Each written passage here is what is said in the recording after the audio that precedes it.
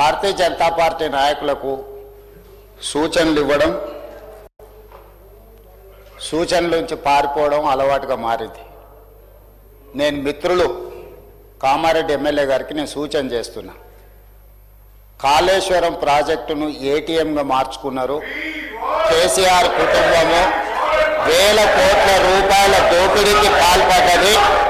ఈ మాట ఎవరో గారు, ఈ దేశ ప్రధానమంత్రి, ఈ దేశ హోంశాఖ మంత్రి నరేంద్ర మోడీ, అమిత్ షా గారు పదే పదే తెలంగాణకు వచ్చి కాళేశ్వరంలో వేల కోట్ల రూపాయల కుంభకోణానికి పాల్పడ్డారు. దీని మీద విచారణ జరగాలి అని వారు ఇక్కడ ప్రస్తావిస్తే కేంద్ర మంత్రివర్యులు కిషన్ రెడ్డి గారు, నాకు మీ వల్ల కాదు, మీరు కేసీఆర్కి జైల్లో పెట్టలేరు, మీరు ఈ కేసును సిబిఐకి బదిలీ చేయండి, 48 గంటల్లో కేసీఆర్ను, హరీష్ రావును, కేసీఆర్ కుటుంబాన్ని జైల్లో పెడతామని కిషన్ రెడ్డి గారు స్వయంగా కేంద్ర మంత్రిగా మాట్లాడారు. వీళ్ళ మాటలు నమ్మి వీళ్ళు నిజంగానే ఏదో చేస్తారని ఇదే శాసనసభలో ఇక్కడనే నేను నిలబడి పూర్తి స్థాయిలో చర్చ జరిగిన తర్వాత సిబిఐ విచారణకి ఇవ్వడం జరిగింది. కాళేశ్వరం కుంభకోణం మీద 48 గంటలు కాదు కదా, ఎన్ని నెలలైందో మీరే చూసిండ్రు.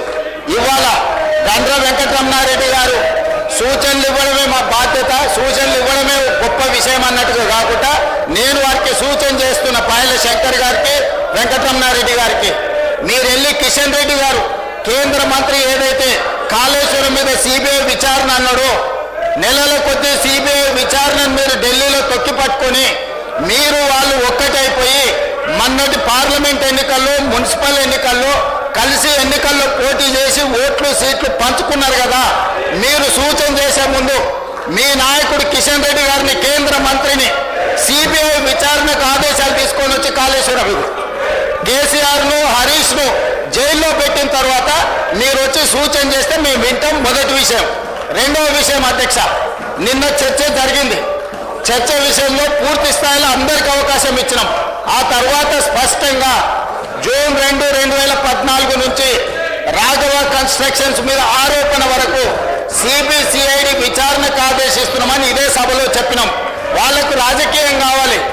ఈరోజు కుర్చీలో పడ్డ ఎలకలాగా తయారైంది హరీష్ది, కేటీఆర్ది. ఎందుకంటే వేల కోట్ల రూపాయలు కొల్లగొట్టి మొత్తం ఇసుకను పిండి తాయిలం తీసి ఇవాళ వేల కోట్ల రూపాయలకు అధిపతులుగా మారారు. సిబిసిఐడి విచారణతోటి ఆదేశాలు ఇచ్చిన వెంబడే కేటీఆర్ హరీష్ను బండబూతులు తిట్టండి. బయటకు పోయినాక నీ పుణ్యమాన్ని వచ్చి నా మీదకి విచారణ వచ్చింది, ఇప్పుడు నా మెడకు ఊరేటట్టున్నదని అక్కడ సంతోషరావు ఫోన్లు చేసి నీకేమన్నా తల్లిందా, నువ్వు పంచమల్ల బ్లాక్మెయిల్ శ్రీనివాసరెడ్డిని చేయనికపోయి వాళ్ళ తమ్ముడు మహేష్ రావు గారు బాలానగర్లో భూమి రాయించుకున్నాడు కంపెనీ నుంచి. 100 ఎకరాల భూమి అక్రమంగా ధరణిని అడ్డం పెట్టి భూ బదలాయింపుకు పాల్పడ్డాడు. దాని మీద కలెక్టర్ రిపోర్టు శ్రీనివాసరెడ్డి అడిగితే శ్రీనివాసరెడ్డి గారికి విజ్ఞప్తి చేసిండు. మా తమ్ముడు స్వయంగా ఉన్నాడు, మా మామ హనుమంతరావు ఉన్నాడు ఇందులో, దాంట్లో సహకరించమని. శ్రీనివాసరెడ్డి గారు అది కుదరదు, ముఖ్యమంత్రి గారు చెప్పిండు, దీని మీద నివేదిక వేస్తున్నామని చెప్తే అప్పటి నుంచి శ్రీనివాసరెడ్డి గారిని టార్గెట్ పెట్టి ఈరోజు శంకర్ని, అదేవిధంగా వెంకటరమణారెడ్డిని అడుగుతున్నా. మహబూబ్ నగర్ జిల్లాలో ఉన్న బాలానగర్లో మహేష్ రావు గారు, హరీష్ రావు గారు తమ్ముడు, హనుమంతరావు గారు, హరీష్ రావు గారు మామ 100 ఎకరాల భూములు బెదిరించి బదలాయించుకున్న దాని మీద హౌస్ కమిటీ చేస్తే మీరు సిద్ధంగా ఉన్నారా? హరీష్ రావు గారిని చెప్పమని ఉంది. ఈరోజు భూ బదలాయింపు మీద వాళ్ళ తమ్ముడు, వాళ్ళ మామ పేరు మీద, సుమన్ రావు వాళ్ళ బామార్ది పేరు మీద బదిలీ చేసుకున్న భూమి గురించి హౌస్ కమిటీ చేయడానికి నేను సిద్ధంగా ఉన్నా. హరీష్ రావు గారిని ధైర్యం ఉంటే, నిజాయితీ ఉంటే వాళ్ళ తమ్ముడు మహేశ్వరరావు గారు, వాళ్ళ మామ హనుమంతరావు గారు, వాళ్ళ బావమార్ది సుమన్ రావు గారు బాలానగర్, మహబూబ్ నగర్ జిల్లాలో 100 ఎకరాల భూమిని పరిశ్రమ యజమానులను బెదిరించి సేల్ లేకుండా, కంపెనీ కొనుగోలు లేకుండా 100 ఎకరాల భూ బదలాయింపు చేసుకున్నాడు కదా ధరణిని అడ్డం పెట్టి. దాని మీద నేను హౌస్ కమిటీ వేయడానికి సిద్ధంగా ఉన్నా. హరీష్ రావు గారిని, కేటీఆర్ను, వెంకటరమణారెడ్డి గారిని ఈ ముగ్గురిని హౌస్ కమిటీకి ఒప్పుకోమని ఉంది. తక్షణమే ఆ భూమి మీద వేస్తా. అందులో సహకరించలేదని శ్రీనివాసరెడ్డి గారిని ఎన్నోసార్లు రిక్వెస్ట్ చేసిండు హరీష్ రావు. ఏదో మా తమ్ముడు ఇరుక్కున్నాడు, మా మామ, మా బావమార్ది ఇరుక్కున్నాడు, నాకు ఇంట్లో బువ్వ పెట్టే పరిస్థితి లేదు, సహకరించమని అడిగాడు. ఆయన సహకరించలే. దాంతో ఇవాళ హరీష్ రావు గారు బకెట్ల బురద తెచ్చి శ్రీనివాస్ రెడ్డి మీద చల్తా అంటుడు.